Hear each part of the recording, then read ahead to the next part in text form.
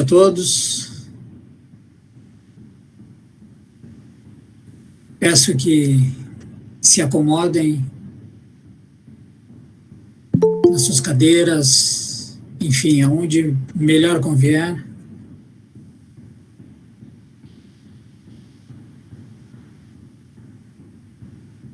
Pedimos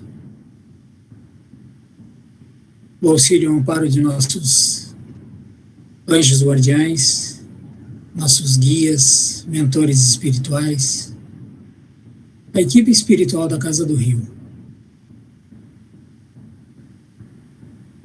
para que nos proteja, nos ilumine e nos abençoe, enquanto durarem os nossos trabalhos da noite de hoje.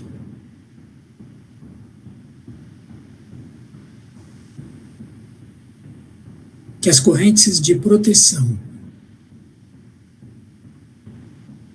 possam chegar a cada um dos domicílios que estão interligados neste momento, durante esta nossa reunião.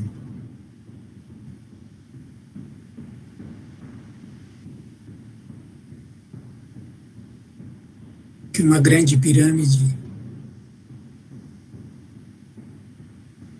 possa ser formada sobre todo este nosso ambiente, que irradia luz, que irradia paz, que irradia amor, saúde e harmonia.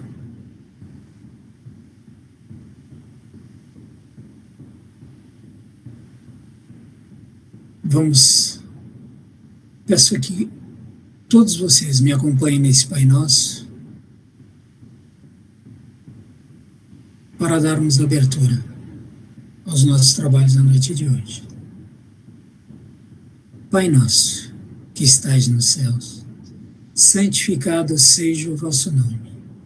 Venha a nós o vosso reino, seja feita a vossa vontade, assim na terra como nos céus. O pão nosso de cada dia nos dai hoje. Perdoai as nossas ofensas, assim como nós perdoamos a quem nos tem ofendido. E não nos deixeis cair em tentação, mas livrai-nos de todo o mal. Porque teu, Senhor, é o reino, o poder e a glória, hoje e para todo sempre, e que assim seja. Gastão, meu querido, te passo a palavra para, mais uma vez, colocar uma pulguinha atrás da orelha de cada um de nós. Gastão vai realizar a palestra com o seguinte tema: estamos de passagem, o que deixaremos por aqui? Querido, tudo contigo. Obrigado, Paulinho. Obrigado à presença de todos vocês aqui nesse nosso pequeno universo virtual. E obrigado sempre à Casa do Rio, né, que é um lugar tão acolhedor. Claro, a gente já está com saudade de frequentar aquela casinha, aquele espaço que sempre abraça a gente, mas a gente já consegue também sentir esse abraço, essa energia boa, essa egrégora que se forma a partir da espiritualidade da casa, que é sempre gentil, vamos dizer assim, para receber a gente, e é sempre uma alegria a gente poder conversar aqui. Por que eu estava conversando isso um pouco antes aqui com o André e com o Paulinho, né? Por que eu trouxe esse tema, estamos de passagem? O que deixaremos por aqui? Porque a ideia é fazer uma conversa muito despretensiosa, né? Ou seja, a gente buscar refletir um pouquinho sobre onde tudo começou, a origem, né, da nossa reflexão em torno do kardecismo, em torno do espiritismo, o que nos leva a abraçar essa concepção, né, e até refletir que concepção é esta, na verdade, né? Porque o Espiritismo ele se presta a muitas abordagens diferentes, né? A muitas vertentes, né? E não se trata de achar uma melhor que a outra, eu acho que é sempre muito bom quando há essa diversidade, mas há uma raiz nisso tudo, né? E é sobre isso que eu queria conversar um pouco com vocês, né? Porque, assim, uma das mistificações que os espíritas gostamos bastante, né, é essa coisa da nossa missão na Terra, né? Não, eu recebi uma missão, eu tenho que descobrir minha missão, e tem gente que passa a vida inteira preocupada em descobrir qual é a sua missão, né? E parece que não anda para frente, né? Fica nessa história, e parece que sempre se busca um tipo de missão grandioso, né? E como eu sempre digo, olha, não quero desanimar ninguém, mas não somos nós que vamos fazer a paz na Palestina, que vamos liberar a Síria, que vamos apagar o fogo do Pantanal. Não, as tarefas não são, nós não vamos abrir o Mar Vermelho, até porque já teve um cara que abriu lá, né? Ou seja, as coisas não têm essa eloquência, essa grandiosidade, né? Mas ao mesmo tempo tem, né? Porque cada vida é uma coisa grandiosa, né? E eu acho que quando a gente começa a pensar que cada vida é uma coisa grandiosa, a gente já começa a compor, né, um lastro de referência que vai fazer diferença na maneira de pensar o kardecismo, né? Ou seja, porque também a partir daí a gente estabelece também um parâmetro ético, né? Que é o quê? A defesa da vida, sempre em primeiríssimo lugar, né? E a defesa da vida, ela não é um apego à nossa carcaça de água e carbono, né? Ela é um apego a este milagre da experiência terrena, né? Desta nossa passagem por aqui, que precisa a gente entender que a gente faz parte de um sistema que todo ele é extremamente valioso e extremamente singular, né? O universo ele é uma soma de singularidades, né? E cada singularidade dessas nas nossas pessoas, elas são fundamentais, né? Então, a nossa grande tarefa aqui, né? Eu uso a expressão mais simples possível, né? É a gente sair melhor do que entrou, né? É simples assim. Por quê? Porque nós partimos e comungamos da ideia de que nós já tivemos outra experiência aqui, né? Teremos experiências futuras e agora nós somos aqui o que nós somos nesse momento, né? Ou seja, eu não sou o Gastão, eu estou o Gastão. Eu sou outra coisa, eu sou um espírito que tem uma história pregressa e vai ter uma história futura, né? Mas o que o Gastão pode fazer, né, enquanto ele tem esse nome? O que ele pode fazer? Eu acho que o importante é que o Gastão saia, né, daqui, né? Eu espero que demore bastante para sair, né? Mas que quando eu for sair, que eu saia um espírito com um tipo de experiência melhor, mais rico do que quando eu cheguei, né? Eu cheguei com uma bagagem e pretendo acumular uma bagagem que me faça melhor, né? Digamos assim, que me posicione melhor na escala da evolução espiritual, né?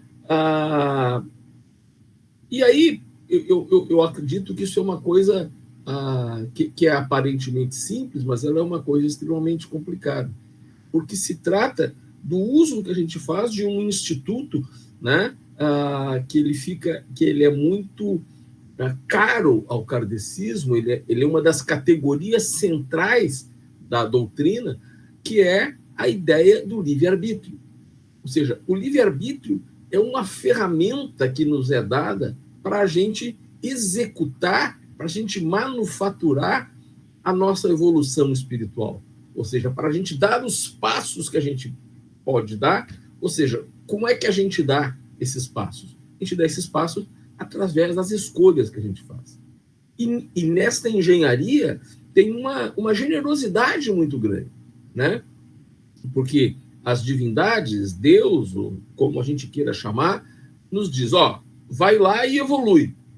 Né? Mas não é um evolui aleatório. Ele nos dá uma ferramenta para a gente construir isso, né? Para a gente operar essa sofisticação do nosso espírito, né? Esse melhoramento, esse aprimoramento, esse aperfeiçoamento que a gente que a gente vai agregar com as nossas experiências aqui. E as nossas experiências, elas são imediatamente decorrentes, né, das escolhas que a gente faz. Porque o que é a nossa vida, senão o encadeamento das escolhas que a gente fez, né? Se a gente for discutir até o Instituto do Perdão, às vezes a maior dificuldade que a gente tem é a gente se perdoar, a gente ser compreensivo conosco mesmo, com relação às escolhas não boas, não vou dizer ruins, mas as escolhas não boas que nós fizemos um dia na vida, né? E ninguém acerta sempre. Claro que todo mundo faz uma burrada aqui e ali, de um tamanho maior ou de um tamanho menor, a gente dá as nossas vaciladas, porque essas vaciladas fazem parte dessa construção, né? Por quê? Porque justamente nós vamos ter a capacidade de reflexão, né? Ou seja, para ir além do nosso erro, ou seja, para sofisticar o nosso raciocínio com relação à vida. E eu não falei raciocínio como uma palavra aleatória porque faltou outra, né? Porque raciocínio é a chave desse processo. O que nos diferencia como seres humanos dos outros seres, não vou nem dizer dos outros animais, mas dos outros seres da criação, né? Quais são? Qual é a diferença que tem os humanos? Os humanos, eles têm a capacidade de raciocinar.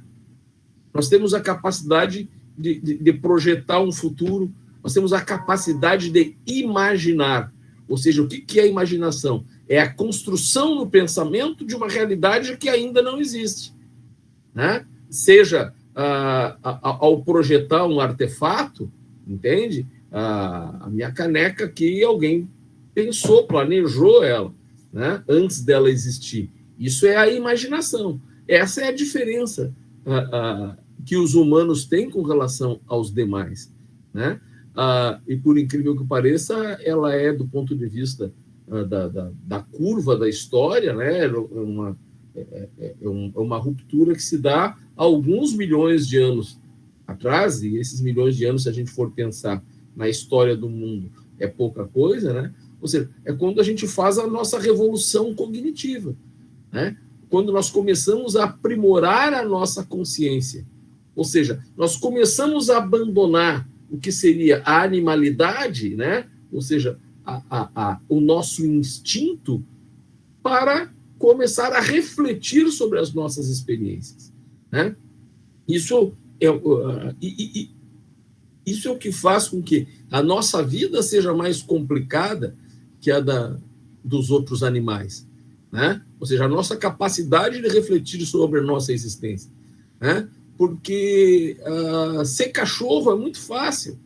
O cachorro cachorreia, entende? Ele dorme, ele tem um instinto que faz ele se alimentar, ele procura alimento, ele tem seu instinto de preservação, assim como tem o gato, assim como tem o passarinho, etc.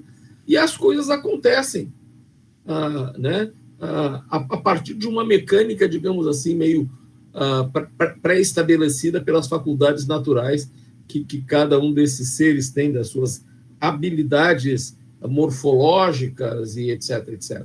Nós não. Nós conseguimos pensar, refletir, interferir, né, de uma maneira diferente. Isso que vai fazer de nós seres sociais, né? E aí eu falei nos nossos últimos encontros aqui de como de alguma forma, o que nos define muito são os outros, né?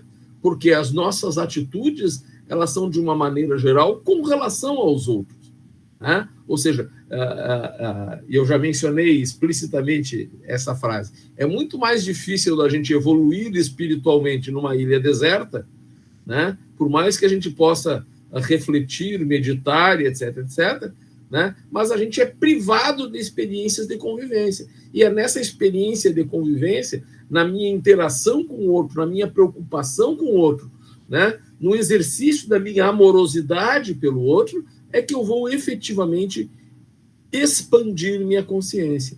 E aí nós chegamos mais uma vez na conexão com a ideia de raciocínio, que é a ideia de consciência. Ou seja, o que os animais em geral não têm é a consciência de si, né? A consciência do seu papel, da sua trajetória, né? Da sua interação, etc., etc., né? Como nós temos.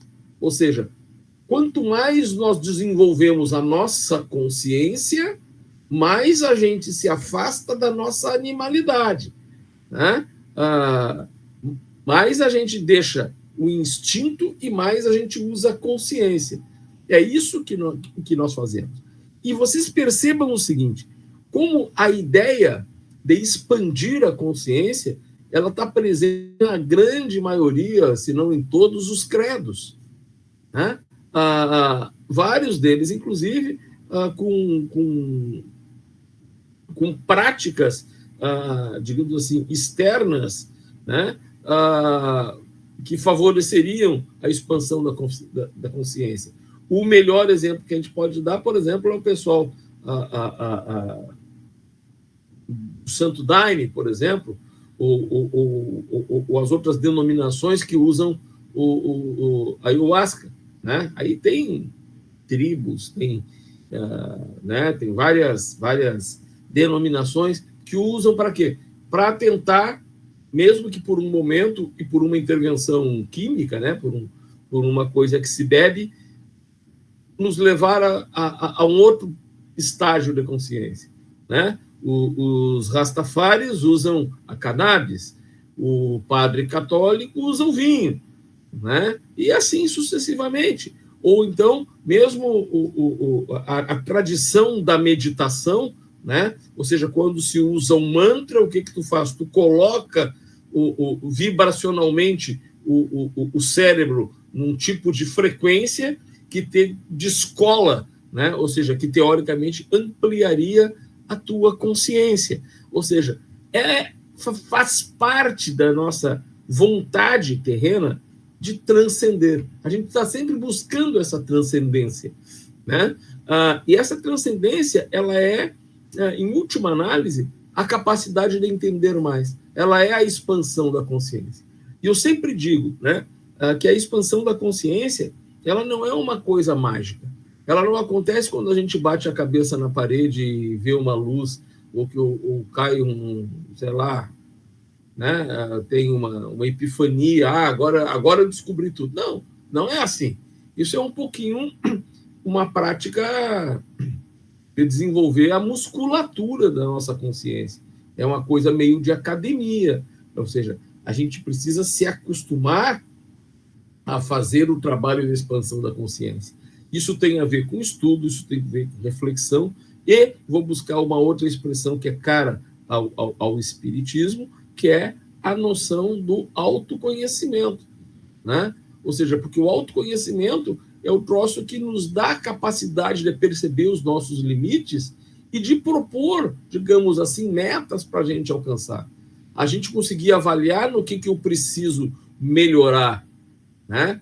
E, ou seja, e travar a grande disputa que a gente deve travar todos os dias, né? Que é a disputa que não é com os outros, mas é a disputa para que amanhã eu seja um pouco melhor do que eu fui hoje, né? Ou seja, aí a gente pode até pegar a ideia que vem do Zen budismo, né? Que é a ideia do inimigo invisível, né? Aquele que a gente vê apenas quando se enxerga no espelho, aquele que na verdade a gente luta contra ele todos os dias, que somos nós mesmos com as nossas limitações. E o autoconhecimento, a busca do autoconhecimento, é o que nos vai catapultar, o que vai nos impulsionar para a gente expandir a nossa consciência, para a gente ser um pouco melhor, né? E o que é, né, na prática, essa expansão da consciência? É uma capacidade de lidar com as coisas mais próximas dos sentimentos, né? O que a gente pode... eu vou tentar dar exemplos, né, de pessoas que eu acho que tinham níveis de consciência muito mais elevados do que a média dos humanos, né? Eu vou dar exemplos aqui que são exemplos conhecidos, né, mediatizados, vamos dizer assim, entre aspas, né, mas que podem ser pessoas absolutamente anônimas também. É aquelas pessoas que a gente olha e diz, pô, essa pessoa é meio fora da curva, essa pessoa é boa demais, ou coisa assim. Vamos começar com dois exemplos domésticos, brasileiros, né? Se a gente pega, por exemplo, já que estamos na seara do espiritismo, Chico Xavier. Chico era um cara que tinha um nível de consciência que a gente tem que comer muito feijão para chegar no padrão que ele tinha, na capacidade de abstrair coisas, né? Ou seja, de tratar as coisas muito mais, né, com o sentimento, com a amorosidade, do que com os constrangimentos que a gente tem todos os dias, né? Ou seja, consegue projetar mais além. Outro exemplo brasileiro, né, bem conhecido, a irmã Dulce, né? O trabalho que ela desenvolvia era de um padrão de consciência muito grande, né? Tem coisa que hoje se trata como novidade, por exemplo, a relação que está muito em voga hoje em dia, um problema sério do país, que são os sem-teto, os moradores de rua. Ela, há muito tempo, ela já fazia isso, e há muito tempo a própria irmã Dulce organizava o que hoje chamariam de ocupações, que era pegar espaços que eram abandonados ou que eram subutilizados e levar essas pessoas para se abrigarem, né? Hoje isso parece uma atitude, né? A irmã Dulce fazia isso há muito tempo, né? Ou seja, exercendo uma profunda amorosidade. Se a gente for aqui a Santa Catarina, a gente vai achar a Padre Pio, Padre Horny, e outros tantos, né, que são figuras desse tipo, né? Se a gente considerar a Madre Teresa, se a gente considerar Gandhi, se a gente considerar Martin Luther King, né, nós vamos ver que são pessoas que são espiritualmente muito mais elevadas do que nós, né? Ou seja, que estão acima da curva, né? E o que elas têm? Elas tensionaram a própria consciência para conseguir ser mais, né? E isso é uma coisa que eu acho que se tem, né, talvez uma trajetória espiritual já, digamos, uma bagagem maior, né? Se partiu de um ponto de referência mais elevado, também a gente precisa considerar generosamente que tem o esforço dessas pessoas para se posicionarem, para agirem dessa maneira mais elevada. Ou seja, tem uma opção por desenvolvimento de consciência, um trabalho da mente, um trabalho, né, neste sentido, um exercício permanente do entendimento, né? E eu acho que isso é uma coisa muito radical. E a palavra entendimento, para mim, ela é uma coisa que faz parte disso, né? Eu costumo dizer, um pouco brincando, que em casa espírita pode não ter cadeira, mas vai ter livro, né? Sempre tem uma biblioteca, sempre tem um grupo de estudo, sempre tem este apego ao conhecimento. Isso é uma coisa fundamental. Isso é uma coisa fundamental, né?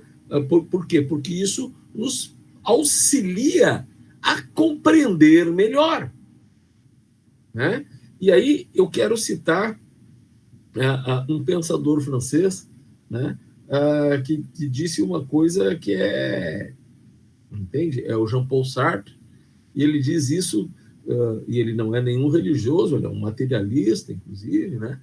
Mas ele diz uma coisa que nos cobra um compromisso muito grande, que ele diz: compreender é ir além de si mesmo, é modificar-se.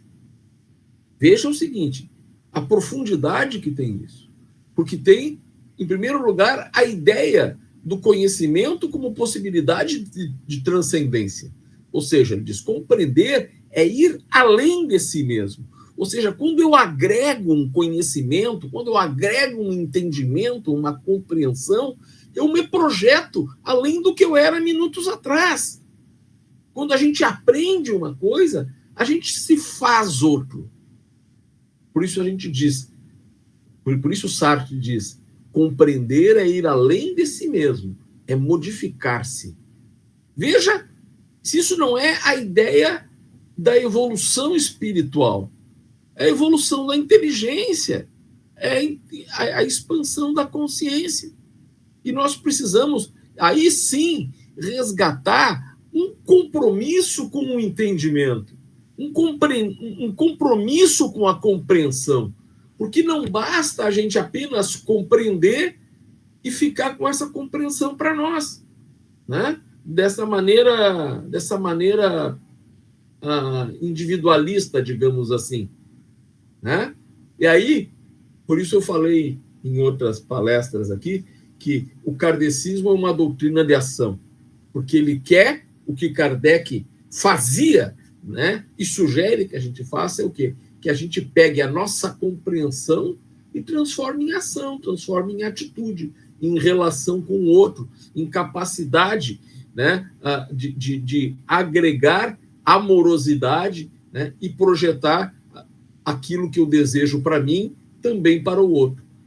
Desejar que o outro tenha o que eu tenho, né, em todos os sentidos, né, não só do ponto de vista material, mas do ponto de vista afetivo, do ponto de vista intelectual, do ponto de vista da saúde física e mental, né, como uma coisa importante. Então, esse resgate de Sartre, eu acho que tem muito a ver com a ideia do que a gente faz aqui, né? Ou seja, a ideia de que a gente precisa transcender. E o conhecimento, o estudo é importante, né? É essencial. Agora, é tão importante quanto a aquisição desse conhecimento é a nossa capacidade de transformar esse conhecimento em um tipo de atitude, né? Ou seja, de ter uma coerência que nos permite praticar aquilo que a nossa consciência estrutura. E aí eu acho que a gente faz uma espécie de milagre nesse processo, que é esse milagre de transcendência, essa capacidade de ir além, né? Por quê? Nós estamos falando de usar a consciência para exercer o nosso livre-arbítrio, que é o quê? O conjunto das escolhas que nós fazemos, né? Agora a gente precisa tratar de uma outra coisa neste âmbito do livre-arbítrio, né? Porque nós precisamos ter balizas que orientem as nossas escolhas, né? Que nos deem referências do que vai nos acrescentar e vai nos colocar numa sintonia mais amorosa com o universo, ou seja, que vai apontar para a nossa evolução efetiva, né? Eu costumo dizer, e digo isso há muito tempo, que a gente trabalha com 4 balizas, né? E eu digo balizas porque é aqueles pontinhos que a gente coloca para a gente se posicionando, vai vendo se está mais longe ou se está mais perto disso, né? E eu já citei dezenas de vezes e vou continuar citando por muito tempo, 4 balizas éticas, né? Que eu acho que são referências para a gente estar olhando quando a gente vai tomar uma atitude, né? Quando a gente vai fazer uma escolha. A primeira baliza ética sou eu, né? Ou seja, se eu reconheço que a minha vida é algo divino, né? Que ela faz parte de um sistema que tem uma importância e nesse sistema ela tem importância, eu preciso valorizar a minha vida, eu preciso zelar pela minha vida, eu preciso proteger a minha vida.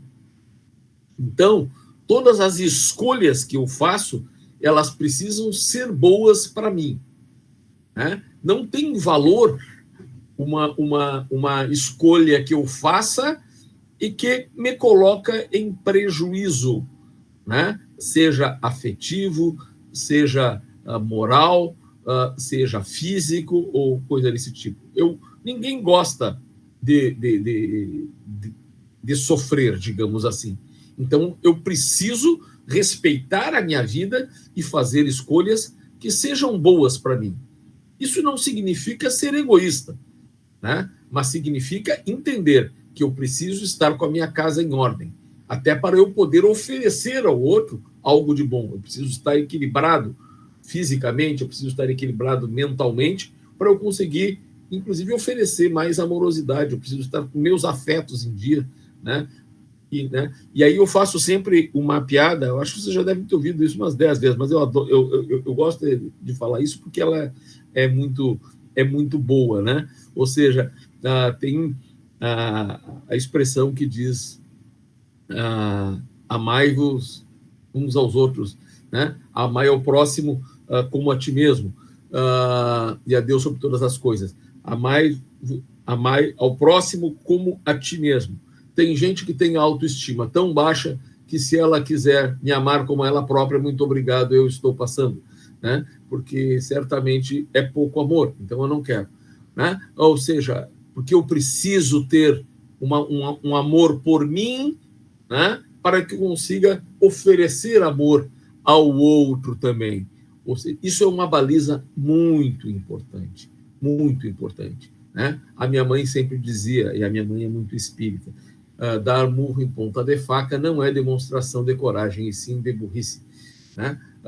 Então, nós não precisamos, o nosso altruísmo ele deve ter um limite, né? Há o momento em que a gente vai se privar de algo em favor de outro, sim, claro que sim, né? A discussão da caridade passa também por isso, mas eu não posso ser tão caridoso que eu vou fazer o bem para o outro, mas eu vou me ferrar ao fim e ao cabo, né? Isto não é justo, não é correto. Até porque a segunda baliza, né? Essa primeira é boa, essa é fácil, né? Bom, eu tenho que me cuidar, ok, né? Mas a segunda, ela começa a complicar as coisas, né? Porque ela vai tratar do outro. Eu tenho que fazer escolhas que sejam boas para mim, mas que não ferrem quem está perto de mim, né? Até porque o meu bem-estar depende da harmonia com os outros. Então, não adianta eu ter atitudes que sejam boas para mim, mas que vão colocar os outros no prejuízo, no sofrimento, na amargura, ou seja, não tem graça nenhuma, né? Porque isso, inclusive, nos afasta da felicidade, né? E a gente já fez até conversas aqui com o tema felicidade, e a gente vê que a coisa mais parecida com felicidade é a harmonia, né? Quanto mais harmônico a gente está mais feliz, né? E é muito difícil a gente estar em harmonia tendo alguém perto de nós que está sob sofrimento, né? Ou seja, porque a gente vai acabar talvez se envolvendo com isso ou ignorando o que pode talvez nos causar um sofrimento muito maior ali adiante. Então, eu desejo também que os outros estejam bem, e eu tenho que fazer escolhas com esse sentido, porque essa escolha, ao fim e ao cabo, também me beneficia, né? Ou seja, eu preciso estar bem comigo, eu preciso estar bem com o outro. Só que tem uma coisa, eu e o outro precisamos morar num lugar, e esse lugar é o nosso meio ambiente, esse lugar é o planeta Terra, né? E nós precisamos perceber que nós precisamos viver num espaço em harmonia, esse eu e esse outro, mas num espaço que seja também harmônico, um espaço que consiga nos prover das coisas básicas, do nosso alimento, do nosso conforto térmico, do abrigo, etc., que não nos coloque em risco, né? E aí, agora o cara, além de tudo, ele é eco-chato. Não, eu sou chato, né? E isso por natureza eu sou. Mas a consciência ambiental, né, ela também tem a ver com essa capacidade de transcendência, né, porque nos desafia a amar também o que não somos apenas nós, né? Quando morreu o meu cachorro, que aliás foi imortalizado aqui na minha caneca, né, o meu Basset Hound, veja como ele está bonito aqui, desenhado pelo Frank Maia. Quando morreu o meu cachorro, eu escrevi um texto que eu dizia que é uma coisa especial nos animais de estimação, porque eles nos desafiam a amar o que não somos nós, o que não somos os humanos, né? Isso nos dá um tipo de lição. E aí nós temos que entender que esse amor à natureza, ele não pode ser só o amor às borboletas, ele precisa ser também aos morcegos, né? Ele não pode ser só aos cachorrinhos, ele tem que se estender às cobras que a gente tem medo, né? Ele não é, ou seja, nós estamos falando da natureza como um todo, e nós precisamos fazer escolhas, né, que protejam esse ambiente, e isso é um valor ético essencial, porque tem a ver para mim, com um conceito de ética, que é de preservação da vida, de todas as manifestações de vida. Ou seja, eu preciso tomar atitudes que sejam harmônicas comigo, com o outro e com o ambiente que a gente vive. E só essa do ambiente daria para a gente conversar vários dias aqui, a gente poderia tratar de inúmeras questões, como o nosso padrão de consumo, etc, etc, etc. Né? Eu só preciso dizer, eu não aguento não dizer isso, né, que não dá para a gente dizer que nós teremos no futuro problemas ambientais e problemas climáticos. Nós não teremos isso no futuro, nós já estamos tendo no presente. Tem um tipo de desequilíbrio ambiental evidente, né? As estações estão bagunçadas, as temperaturas estão bagunçadas, a água não está disponível mais como estava antes, o regime de chuvas está alterado, né? E isso não é porque Deus quis, né? O próprio Kardec diz que boa parte dos flagelos que a humanidade tem foi a própria humanidade que construiu, né? E nós já temos estudos científicos que dizem que 30% do estrago que nós fizemos na natureza já não é mais recuperável. Então, esses valores precisam estar envolvidos, né? Precisam constar nas nossas preocupações éticas e nas balizas do uso do nosso livre-arbítrio. Mas eu falei que eram 4 balizas. Eu falei de mim, do outro, do ambiente, e a terceira, e a quarta é a relação com as nossas divindades, né? Ou seja, é a nossa conexão com esse sistema, né? E que eu vou procurar não ser religioso ao falar dele, né? Porque é preciso que se respeite, né? E eu tento ser muito aberto nisso, todas as concepções de divindade, todos os nomes que possam ter essa divindade, né? E Deus tem mais de 70, 80 palavras que significam Deus na linguagem dos humanos, né? E o Gilberto Gil, numa canção, ele explica que isso são apenas sons diferentes para sonhos iguais. Por isso, eu vou me referir genericamente à divindade, né? Porque eu poderia dizer Deus, eu poderia dizer Tupã, eu poderia dizer tantas outras coisas, né? Para significar esse ser maior que, de uma maneira geral, os humanos compartilham em grande escala com a devoção, com o entendimento, com a aceitação da sua existência, vamos dizer assim, né? E eu respeito muito, inclusive, quem não acredita nessa divindade, né? Eu acredito muito nos ateus, neste sentido, né? Porque, às vezes, a atividade dos ateus é mais simbólica e mais efetiva do que muita gente crente toma, né? Depois a gente pode fazer uma discussão específica sobre isso, mas eu respeito muito os ateus, né? Porque eu também acredito que a melhor oração é uma boa ação, né? E, às vezes, um ateu que tem uma sequência enorme de boas ações, digamos assim, que ele estaria numa escala evolutiva talvez maior do que muita gente que fica rezando ajoelhada em grão de milho, né, e não faz nada pelos outros. Isso me parece uma coisa lógica. Mas, quando eu digo que nós precisamos estar conectado com esse tipo de divindade, né, eu diria que isso é até uma atitude extremamente revolucionária em alguma dimensão, porque a nossa sociedade capitalista do século XXI faz tudo para que nós nos desconectemos dessa divindade, né? Nós vivemos em fetiches de consumo, de velocidade, de pressa, de consumo do tempo na geração de bens materiais, né? E o recentemente aposentado Pepe Mujica, que dizia que nós tiramos do altar nossas divindades imateriais para colocar no lugar delas o Deus do mercado, né?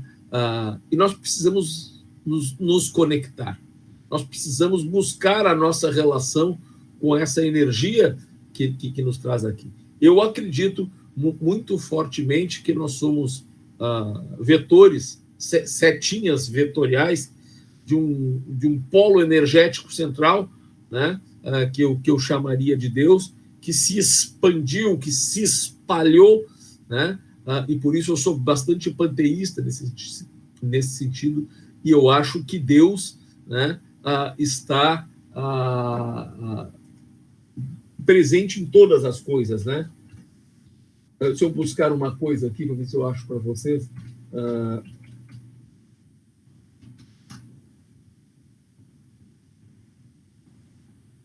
Ver se eu acho aqui. Eu gostaria de dizer um poema para vocês.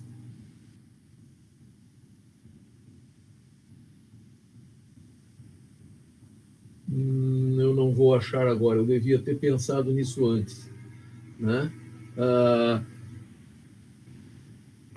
Leminski tem um poema chamado Qualquer Um, e que eu tenho a honra e a alegria de dizer que o meu filho, que é músico, musicou esse poema, né, que teve os direitos autorais cedidos pela família do Paulo Leminski. E Qualquer Um é um poema que é sobre Deus, né? Aquele que a gente chama quando está com medo e drama, né? Aquele que a gente chama em todos os momentos, aquele que está entre nós, que somos nós, que está no outro, que está em todas as manifestações que a gente vê. Eu acredito nessa ideia de Deus. Essa é uma ideia panteísta e muita gente pode não concordar com ela. Mas eu acredito que Deus está em todas as coisas. Ele se manifesta em todas as coisas. E nós vamos perdendo as conexões com essas coisas. E nós precisamos retomar essas conexões, porque nós precisamos parar e andar na contramão do que diz que a gente precisa produzir, que a gente precisa trabalhar, que a gente precisa fazer mais e mais coisas, que a gente precisa andar nessa espiral maluca que a gente anda, né? E aí vou buscar outra coisa que está presente, né? Assim como, digamos assim, uns aditivos para a gente expandir a consciência. Tem uma outra coisa que é presente em todas as religiões, que são os tempos de parada, né? Que uns vão chamar de reza, de oração, de prece, de meditação. Tem inúmeros nomes para isso, mas que é, na verdade, os momentos em que a gente para, né? Para se encontrar com a divindade, para se encontrar conosco, para acessar a nossa própria intimidade, para acessar o nosso autoconhecimento, para fomentar o nosso autoconhecimento, né? Esse momento, para mim, são os momentos que propiciam, né, a reconexão com as nossas divindades. Então, eu preciso saber sempre como é que eu estou comigo, com o outro, com o ambiente e com as nossas divindades, né? Eu acho que com essas balizas eu consigo fazer escolhas que vão nos aproximar da amorosidade, que vão nos aproximar, ou seja, de um patamar de consciência mais elevado, porque eu vou fazer essas escolhas não baseado em uma nuvem cor-de-rosa que paira sobre a minha cabeça. Eu vou fazer as minhas escolhas baseado na minha história de acumulação de conhecimento, na minha história de acumulação de experiências e no meu entendimento que faz eu ir além de mim mesmo e me modificar, no entendimento de que eu não posso ser sacana com o outro, de que eu preciso considerar o ambiente e que eu preciso ter a humildade de entender que eu preciso me relacionar com o universo na perspectiva de ter laços com ele, de me identificar com ele, de me ver nele como Deus, como manifestação de Deus, e entender tudo isso como uma manifestação divina. Isso que eu estou dizendo é o resumo do que eu acho que nós estamos fazendo aqui. O resumo da nossa passagem por aqui. Ou seja, que não tem nenhum grande mistério, não tem um enorme a fazer pela frente, não tem uma tarefa mágica que a gente gosta de chamar pomposamente da nossa missão. A nossa missão é sair um pouco melhor do que a gente entrou. É levar uma bagagem que tenha mais amorosidade, que tenha mais consciência. Porque a expansão plena da consciência, a gente vai dar o nome de angelitude para ela. É quando a gente se torna bom como um anjo, né? Ou seja, como um espírito super elevado, né? E isso a gente não faz de uma maneira aleatória ou mística, a gente faz objetivamente, se preparando, tendo consciência, compreendendo o que eu faço. Quando eu digo o seguinte, eu não tolero piada homofóbica, eu estou admitindo que eu até já fiz piada homofóbica, mas que é o seguinte, eu entendi que não é possível isso, que isso agride pessoas, que isso que cria uma teia que acaba em violência, que acaba em discriminação, que acaba em sofrimento de outro. Quando eu não tolero piadas que dizem que a mulher é menos inteligente ou menos habilidosa, ou que o lugar dela é na cozinha, quando eu não tolero essas barbaridades, quando eu digo que as mulheres são iguais aos homens, né, que têm os mesmos direitos, os mesmos deveres, né, e que são seres como todos os demais, eu estou tendo uma postura que é objetivamente mais elevada. Quando eu nego e não permito que façam qualquer tipo de ilação racista perto de mim, eu estou tendo uma atitude consciente. Uma atitude consciente que me coloca mesmo, eu acredito que nos coloca num patamar superior. Né? Não superior com relação aos outros, mas com relação a nós mesmos. Quando a gente entende, né, que a sociedade tem um racismo estrutural, doentio, e eu consigo perceber isso, e eu consigo ter uma prática diferente, e eu consigo me relacionar com as diferenças de uma maneira mais elevada, eu acho que eu estou evoluindo espiritualmente. E a gente tem que tentar puxar os outros amigos, puxar outras pessoas nesse movimento que fazem os humanos serem melhores. Porque é o seguinte, eu também não posso evoluir sozinho. Porque a evolução, ela não acontece de um por um. Ela também acontece com um movimento. E eu preciso compreender isso para entender, né, radicalmente, que uma boa ação é uma grande oração. Talvez seja a melhor oração, é uma boa ação, uma boa atitude. Baseado em quê? Na minha consciência, na minha percepção de que aquilo é bom para mim, é bom para o outro, é bom para o ambiente, é bom para o universo, é bom para Deus. Contribui para isso. Agora, nós não podemos também mistificar o livre-arbítrio no ponto de achar que o livre-arbítrio é igual para todos. Se nós vivemos num planeta que tem uma profunda desigualdade, por exemplo, no acesso aos alimentos, por exemplo, né? Nós temos uma quantidade gigantesca de seres humanos que não têm acesso à comida e que muitos morrem de fome. Eu não posso considerar que o livre-arbítrio é igual para todos. O livre-arbítrio, aliás, o livre-arbítrio é igual para todos. O que é diferente é o menu de opções que as pessoas têm. E se eu não compreendo isto, se eu não compreendo que o menu de opções é diferente, eu vou incorrer no moralismo, de achar que eu posso julgar os outros pelo que eu sou. E isso é um equívoco gigantesco, porque é um equívoco absolutamente não amoroso. Né? Eu preciso, inclusive, avaliar as opções que os outros fazem a partir do menu de possibilidades que ela tinha. Menu é uma expressão meio informática, né? Mas é isso, é um cardápio de opções que a gente tem.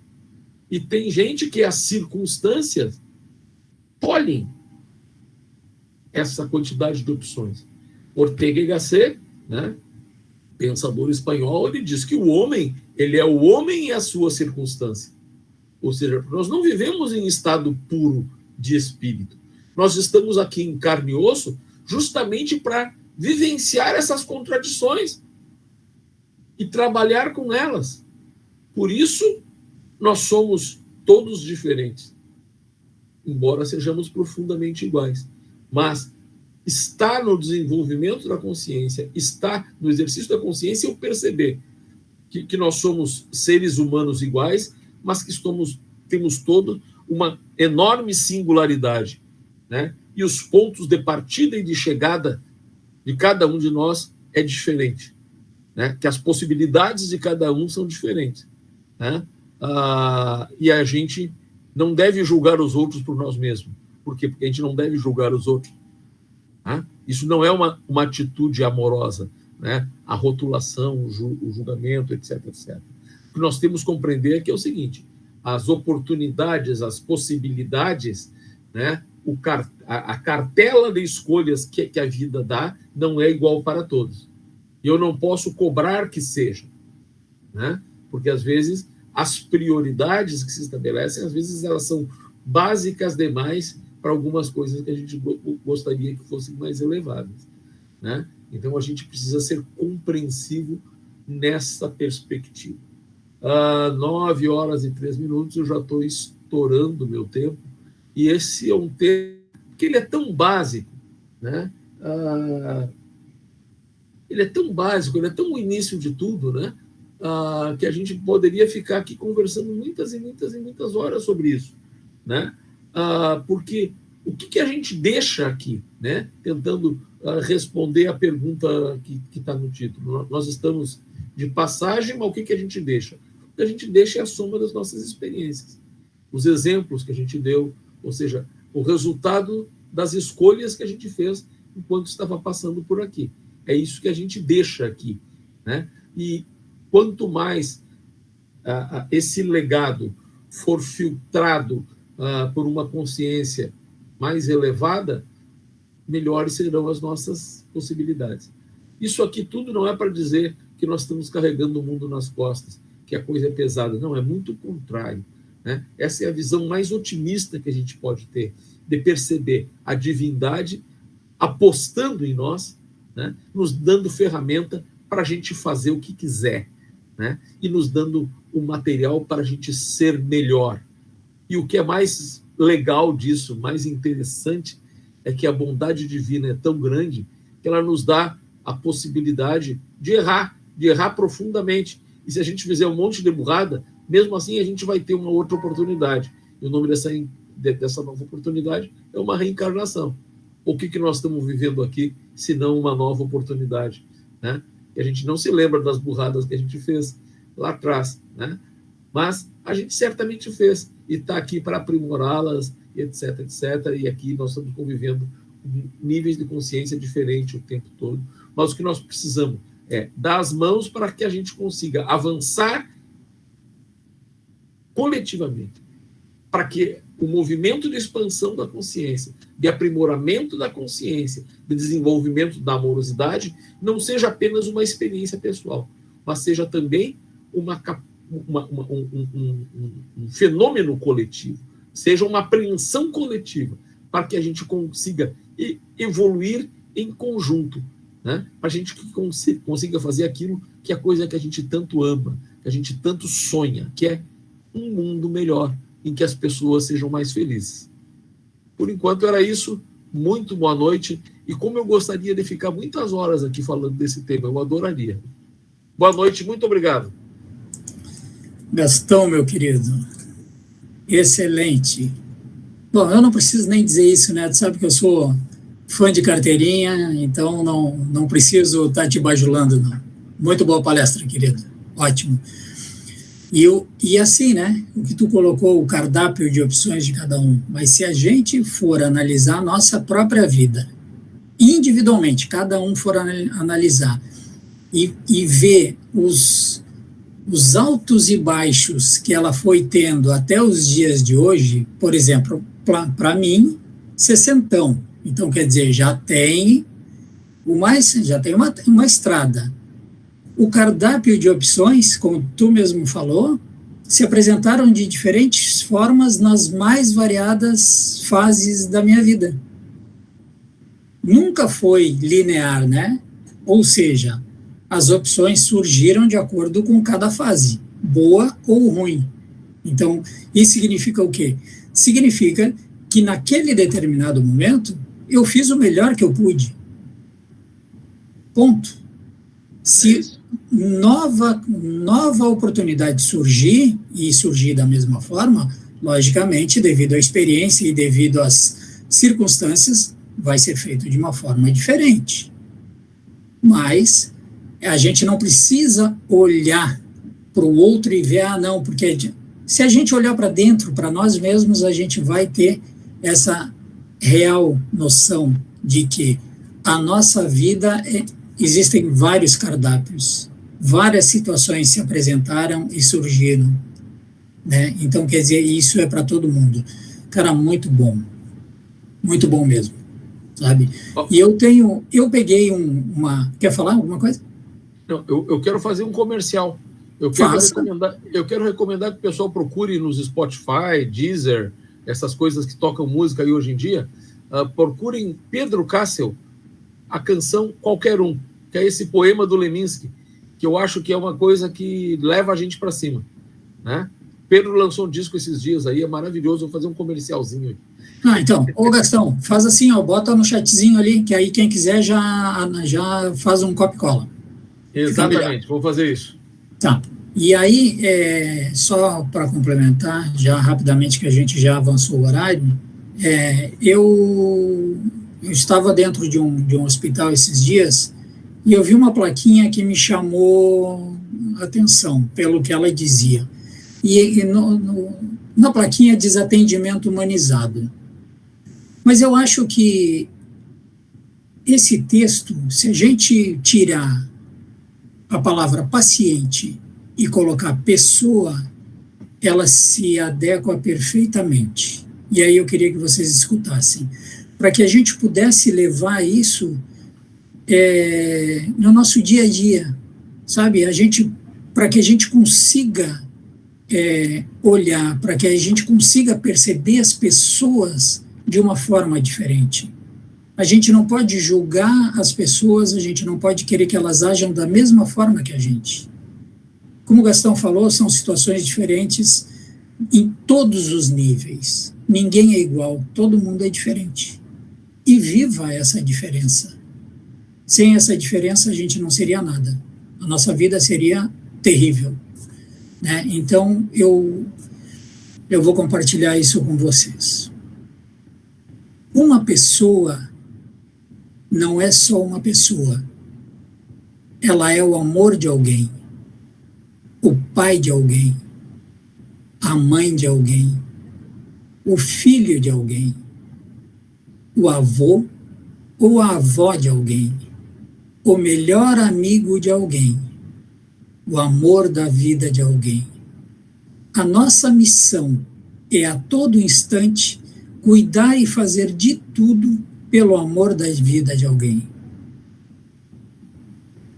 Eu acho que quando a gente conseguir perceber esses pequenos detalhes e a gente conseguir amadurecer e a gente conseguir implementar realmente essas mudanças em cada um de nós, eu acho que a nossa vida começa a mudar, a vida ao nosso entorno começa a mudar, e isso acaba se tornando uma grande corrente.